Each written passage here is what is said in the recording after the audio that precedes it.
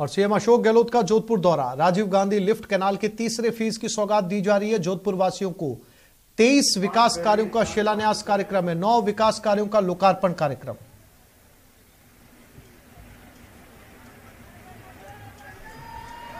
तो आज अपने गृह जिले जोधपुर के अंदर जोधपुर वासियों को एक के बाद एक कई सौगातें देने के लिए मुख्यमंत्री अशोक गहलोत जोधपुर में है। हालांकि जोधपुर में उनका ये दूसरा दिन है। जनता के सुख दुख में हमेशा साथ खड़े रहते हैं। जनता में और माननीय मुख्यमंत्री महोदय के बीच में कोई दूसरी चीज आती ही नहीं है। एक आवाज में ये तस्वीरें उनके स्वागत कार्यक्रम की। कुछ ही देर में यहां उपस्थित लोगों को संबोधित भी करेंगे मुख्यमंत्री अशोक गहलोत।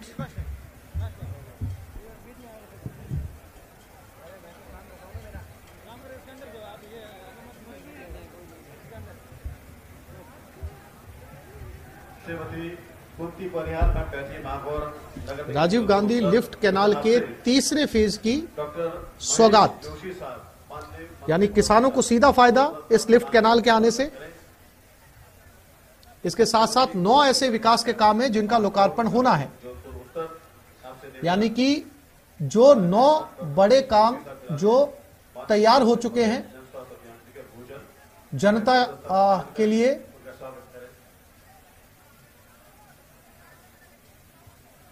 श्री अब्दुल करीम जॉनी उप महापौर नगर निगम जोधपुर उत्तर से डॉक्टर महेश जोशी साहब को साफा पहनाकर उनका स्वागत करें।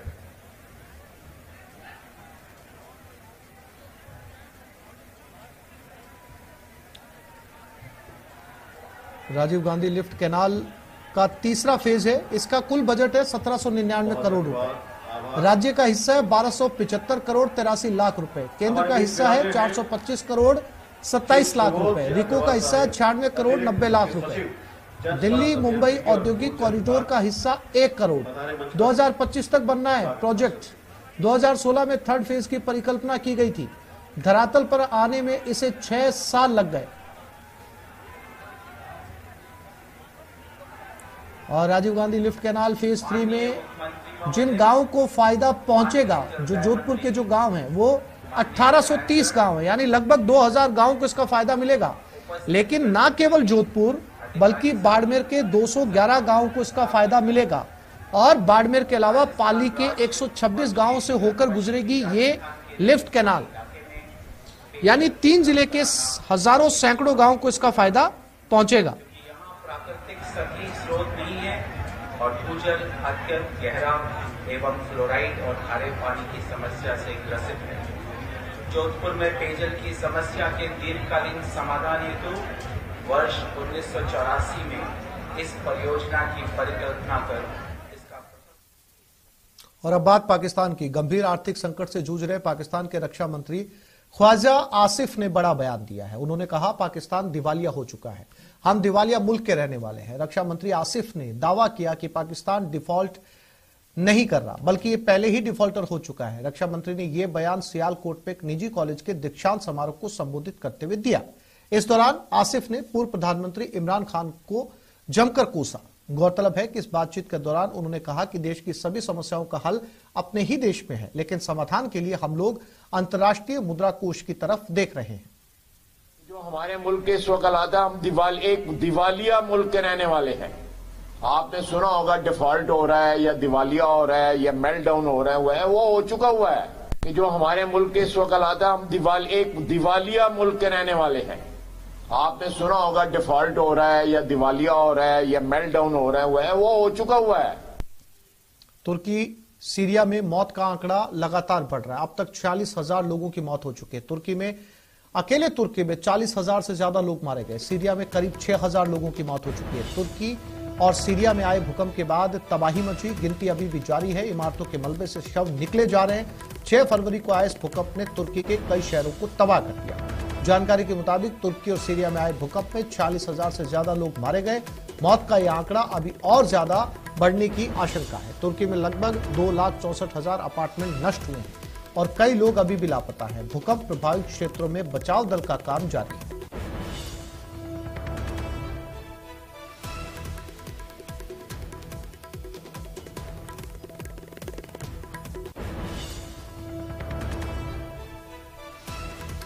इजराइल ने रविवार तड़के सीरिया की राजधानी दमिश्क पर मिसाइल अटैक किया। इस हमले में 15 लोगों की मौत की खबर है, साथ ही कई लोग घायल हुए।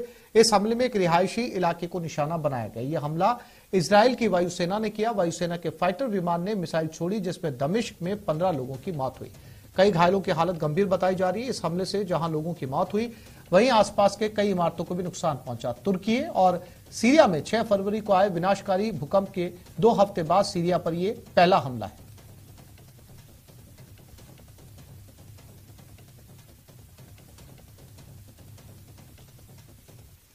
और अब बात पटरी पर जिंदगी की। हिंसा के 5वें दिन आज झारखंड के पलामू की कानून व्यवस्था पटरी पर लौट रही है।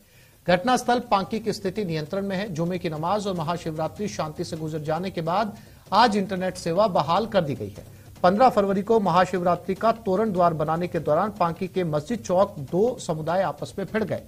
1.5 दर्जन लोग घायल हुए। इसके बाद इंटरनेट सेवा स्थगित कर दी गई। इंटरनेट बंद होने के कारण पलामू के लोग परेशान थे। सोशल मीडिया में सन्नाटा पसरा हुआ था। अब इंटरनेट सेवा चालू होने से लोगों ने चैन की सांस ली है। परेशानी तो आम को हो ही रही है, ये तो स्वाभाविक रूप से है, ये तो होना निश्चित है था कि क्या बोलते हैं कि आम की दिक्कत तो हर समय होता ही है इस सब में, चाहे जो चीज हो। लॉकडाउन अब क्या चाहते हैं, अब यह शांति व्यवस्था बहाल कर जाए प्रशासनिक अधिकारी द्वारा, एसपी डीसी जो है। हमरा तो यही कहना है सी कि सर जब ये आप जब पुलिस के हाथ में है, अधीन में हम लोग हैं, तो हम लोग कुछ नहीं करेंगे, न चाहेंगे तो इससे होगा। न्याय चाहिए, न्याय चाहिए, हम लोग को यही चाहते हैं। अब बात कोहरे के कहर की। पश्चिमी यूपी में आज सुबह कोहरा छाया रहा। इसकी वजह से 2 बड़े हादसे हुए। पहला हादसा मेरठ दिल्ली एक्सप्रेसवे पर हुआ, जहां 35 गाड़ियां एक एक करके टकरा गई। इस हादसे में 25 से ज्यादा लोग घायल हुए। इसके बाद हाईवे पर लंबा जाम लग गया। दूसरा हादसा दिल्ली सहारनपुर हाईवे पर हुआ। इसमें एक स्कूल बस समेत 5 गाड़ियां टकरा गई। इससे 2 स्कूली छात्र समेत करीब 6 लोग चोटिल हुए।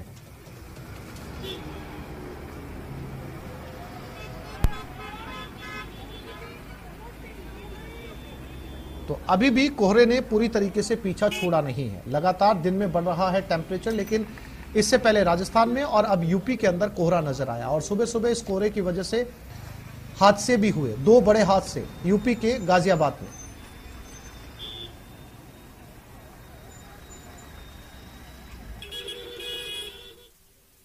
जू में शेर के पिंजरे में एक युवक कूद गया। जू के कर्मचारियों ने उसकी जान बचा ली। सुरक्षा कर्मियों ने युवक को पिंजरे से निकाला। युवक के खिलाफ मामला दर्ज किया गया। छत्तीसगढ़ में बिलासपुर के जू की यह घटना है। दरअसल कानन पिंडारी जू में शनिवार को बड़ा हादसा टला। एक युवक शेर के केज के बाहर लगी जाली को लांघते हुए अंदर कूद गया। इसके बाद शेर के नजदीक जाने लगा। उसे देखकर पर्यटक घबरा गए और जोर से चिल्लाने लगे। ड्यूटी में तैनात जू कीपर ने तत्काल अधिकारियों को सूचना दी और भागते हुए केज के पास पहुंचे। खुले में घूम रहे शेर को केज के अंदर लाया गया। उसके बाद युवक को बाहर निकाल लिया गया।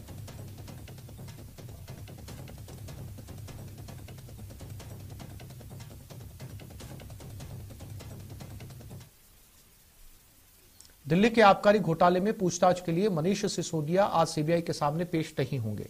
उन्होंने कहा अभी वो बजट की तैयारियों में लगे हैं। इस संबंध में सीबीआई को सूचित कर दिया है। वहीं सीबीआई सूत्रों के अनुसार मनीष सिसोदिया को आज के लिए राहत दे दी गई है, लेकिन जल्द ही दूसरा समन जारी किया जाएगा। वहीं सिसोदिया ने कहा कि मुझे आशंका है कि बीजेपी आज मेरी गिरफ्तारी करवाएगी, लेकिन मैं गिरफ्तारी से डरता नहीं हूं। सिसोदिया ने कहा मुझे कल सीबीआई की ओर से नोटिस मिला था। अभी मैं दिल्ली का बजट बनाने के काम में लगा हूं। मैं सीबीआई के सवालों से भाग नहीं रहा। मैंने सीबीआई से फरवरी अंत तक का समय मांगा है। मुझे आशंका हो रही है कि वो मुझे गिरफ्तार करेंगे। ये सारी चीजें बीजेपी के इशारे पर हो रही है। के लास्ट में या फरवरी के लास्ट के बाद में वो जब भी कोई तारीख तय करेंगे, मैं निश्चित रूप से एक्साइज पॉलिसी को लेके उनके जो भी क्वेश्चंस हैं उनका जवाब देना चाहूंगा। इस पूरे मामले को और भी क्लियर करना चाहूंगा और मुझे खुशी होगी। मैंने हमेशा जांच में सहयोग किया है, आगे भी पूरा सहयोग रखूंगा। लेकिन इस समय क्रूशियल टाइम है दिल्ली के बजट के लिए। अगर एक एक दिन इसके लिए इम्पोर्टेंट है, अगर इसमें कुछ डिस्टर्ब होता है तो दिल्ली के बजट के लिए तैयार करने में दिक्कत हो सकती है, उसको फाइनलाइज करने में दिक्कत हो सकती है। देखिए, बजट एक बहाना है, शराब घोटाले को छुपाना है, इसलिए इन्वेस्टिगेशन को इन्फ्लुएंस करवाना है और रोड़ा अटकाना है। और इसी के तहत आज मनीष सिसोदिया ने ये कहा है कि वो बजट में व्यस्त होने के कारण सीबीआई के पास जांच में शामिल होने के लिए नहीं जा पाएंगे। मैं तो उनसे पूछना चाहता हूं, यदि छुपाने वाली कोई बात नहीं है, यदि कोई घोटाला नहीं हुआ है, यदि आप मासूम हैं, तो जांच के साथ सहयोग क्यों नहीं करते?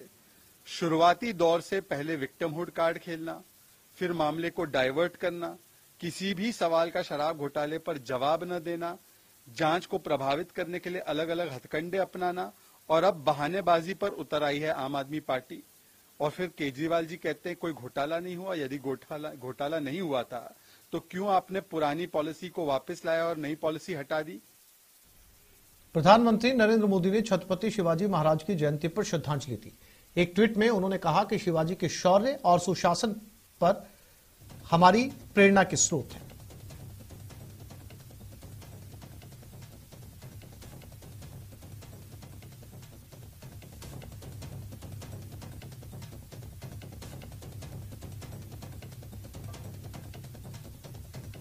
केंद्रीय गृह मंत्री अमित शाह पुणे में शिवाजी महाराज के जीवन पर आधारित थीम पार्क शिव सृष्टि के पहले चरण के उद्घाटन समारोह में शामिल हुए। इस दौरान उनके साथ महाराष्ट्र के मुख्यमंत्री एकनाथ शिंदे और महाराष्ट्र के उप मुख्यमंत्री देवेंद्र फडणवीस भी मौजूद रहे। इस मौके पर अमित शाह ने कहा कि शिव सृष्टि के लोकार्पण के लिए इससे अच्छा दिन हो नहीं सकता। मैं छत्रपति शिवाजी महाराज को देश, धर्म, स्वभाषा और स्वराज के लिए उनके योगदान के लिए प्रणाम करता हूं।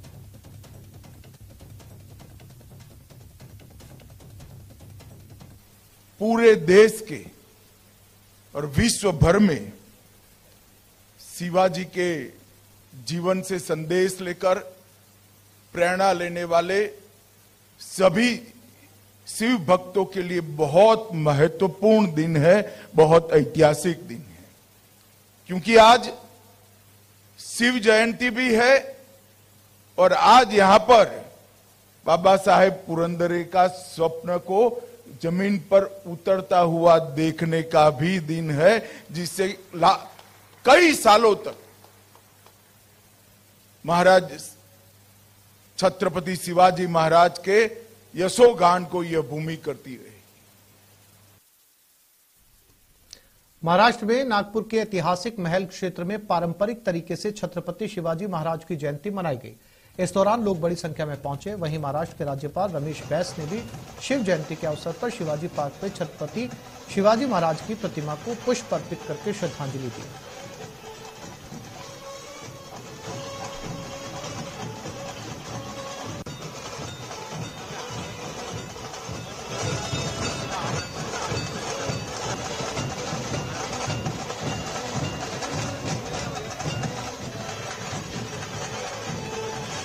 शिवसेना का नाम और चुनाव निशान चुनाव आयोग ने एकनाथ शिंदे गुट को दे दिया। चुनाव आयोग के इस फैसले के खिलाफ उद्धव ठाकरे के नेतृत्व वाला गुट अब सुप्रीम कोर्ट जाएगा। सूत्रों के मुताबिक उद्धव गुट की ओर से 20 फरवरी को सुप्रीम कोर्ट में याचिका दायर की जाएगी। इसमें चुनाव आयोग के आदेश में तथ्यों को लेकर हुई गलतियों को लेकर फैसले को चुनौती दी जाएगी।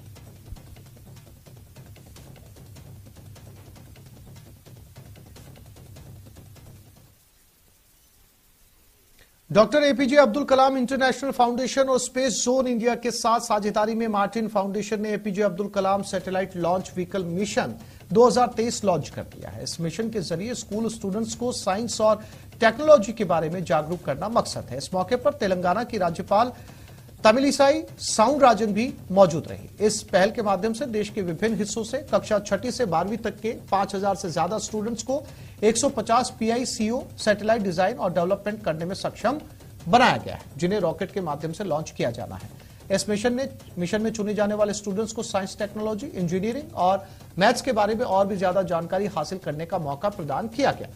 मार्टिन फाउंडेशन इस प्रोजेक्ट के लिए कुल 85% फंडिंग करता है। Doctor APJ Abdul Kalam satellite vehicle mission 2023 का रॉकेट लॉन्च प्रोजेक्ट तमिलनाडु के चेंगलपट्टू जिले के पट्टीपोलम गांव से लॉन्च किया गया।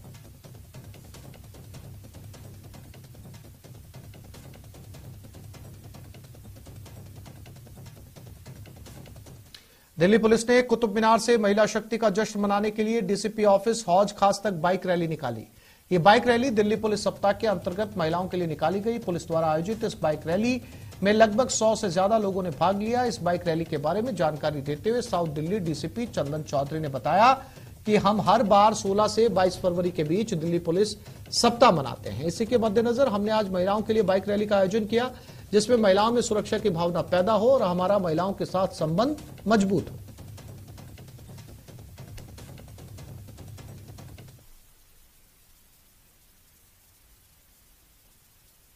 और जो अलग अलग पहलू हैं, अलग अलग लोग हैं, उनके साथ एक कनेक्ट बनाएं, एक ट्रस्ट की भावना डेवलप करें।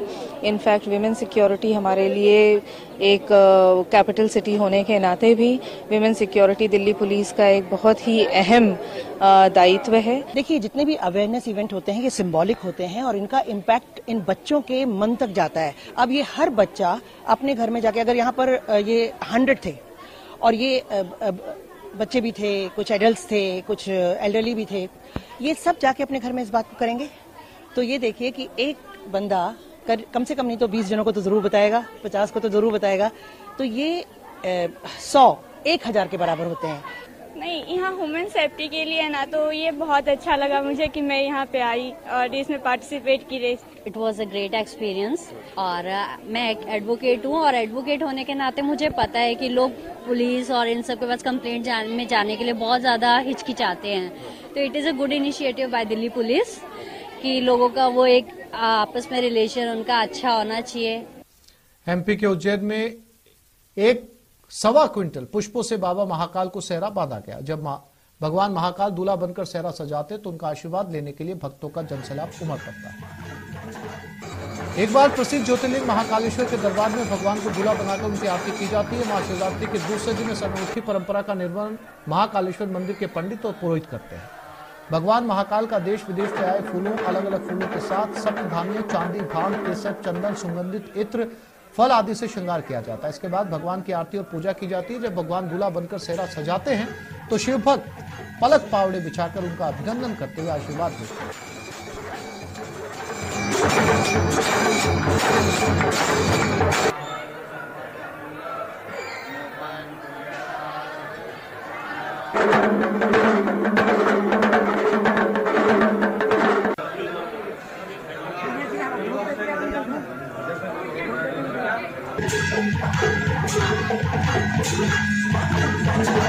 ये खबर उदयपुर जिले से, जहां झाड़ोल तहसील के ढडावली गांव में एक तांत्रिक को पेड़ से उल्टा लटकाकर पिटाई की गई। तांत्रिक के साथ हुई मारपीट का वीडियो भी सोशल मीडिया पर वायरल हुआ। वीडियो के वायरल होने के बाद पुलिस हरकत में आई और 3 आरोपियों को गिरफ्तार कर लिया। जानकारी के अनुसार तांत्रिक पर विवाहिता के अपहरण का आरोप है।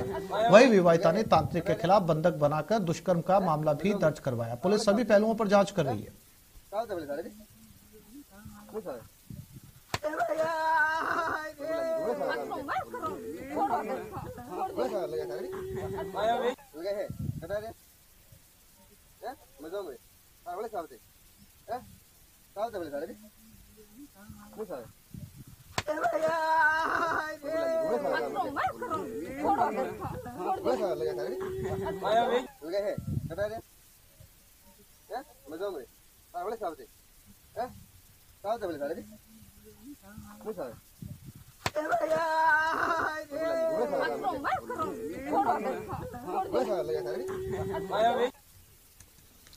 ये खबर भरतपुर जिले से, जहां रूपबास कस्बे में चोरों ने बड़े शातिराना अंदाज में एटीएम की लूट की वारदात को अंजाम दिया। चोर एक गाड़ी लेकर आए और कस्बे में बस स्टैंड के पास लगे एसबीआई बैंक के एटीएम को उखाड़कर ले गए।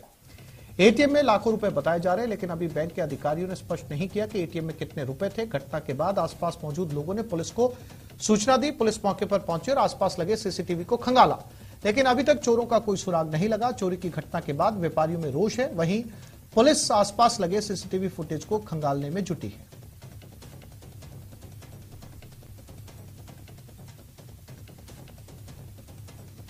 तो ये बीच बाजार से एटीएम को उखाड़कर अपने साथ ले गए।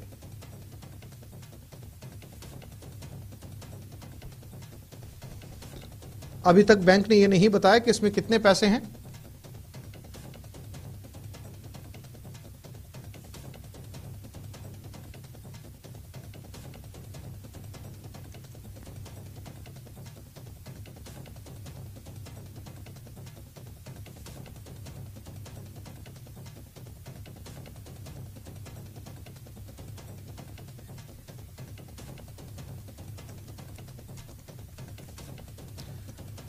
भरतपुर से खबर, जहां चोर रात को आए और आप ये तस्वीरें देख सकते हैं जहां पर एटीएम खड़ा था, किस तरीके से एटीएम को उखाड़ा गया।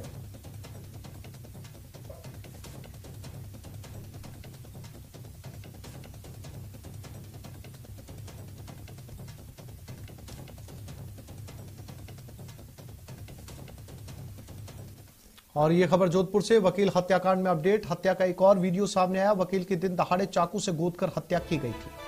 अब इसका वीडियो वायरल है।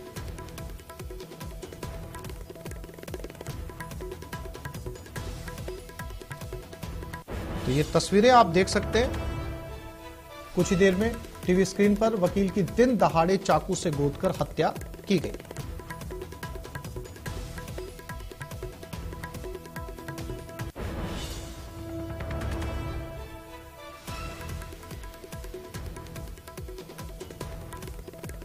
जोधपुर से इस वक्त की ये खबर है।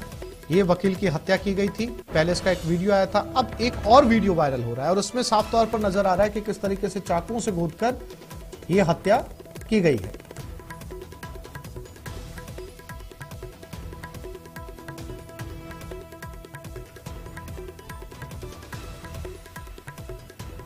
खबर जोधपुर से है, यहां पर वकील के मर्डर का एक और वीडियो सामने आया है।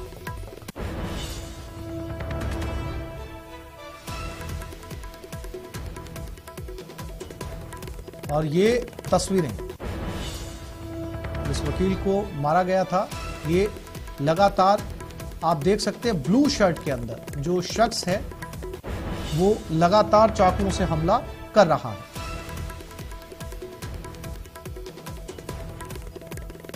अब ये वीडियो लगातार वायरल हो रहा है। चंद्रशेखर जोधपुर से हमारे साथ जुड़ गए। चंद्रशेखर, एक और वीडियो सामने आया है। साफ तौर पर इसमें जो शख्स है जो ब्लू शर्ट में है वो चाकुओं से हमला करता हुआ नजर आ रहा है। चंद्रशेखर जी, अगर बात करें तो ये कल जो जुगराज चौहान की हत्या का मामला, जो अधिवक्ता की हत्या का मामला है, उसमें कल सीसीटीवी फुटेज सामने आया था और अब एक ऐसा वीडियो सामने आया जिसमें सब कुछ तस्वीरें साफ नजर आ रही है। किस तरह से बेरहमी से जो लगातार हमले करके और चाकू से गोद कर जो है अधिवक्ता की हत्या की गई।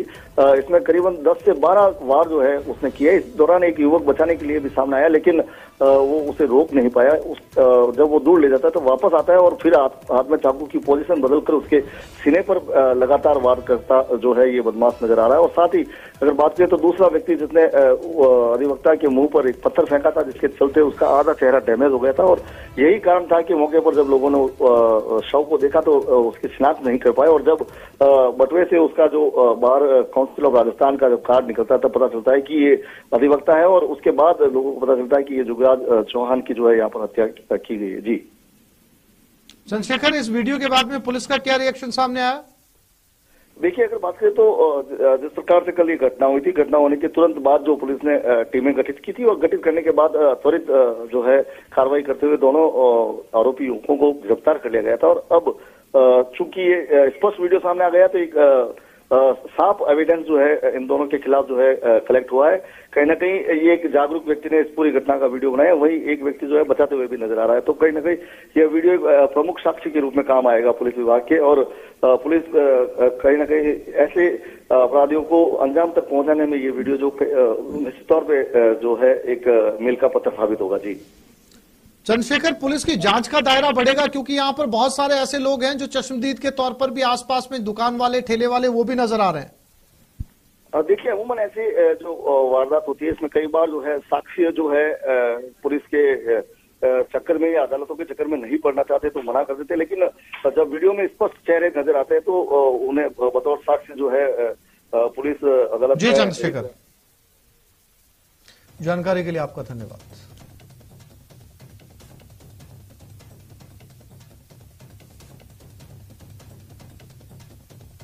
तो इस बुलेटिन में फिलहाल इतना ही। नमस्कार।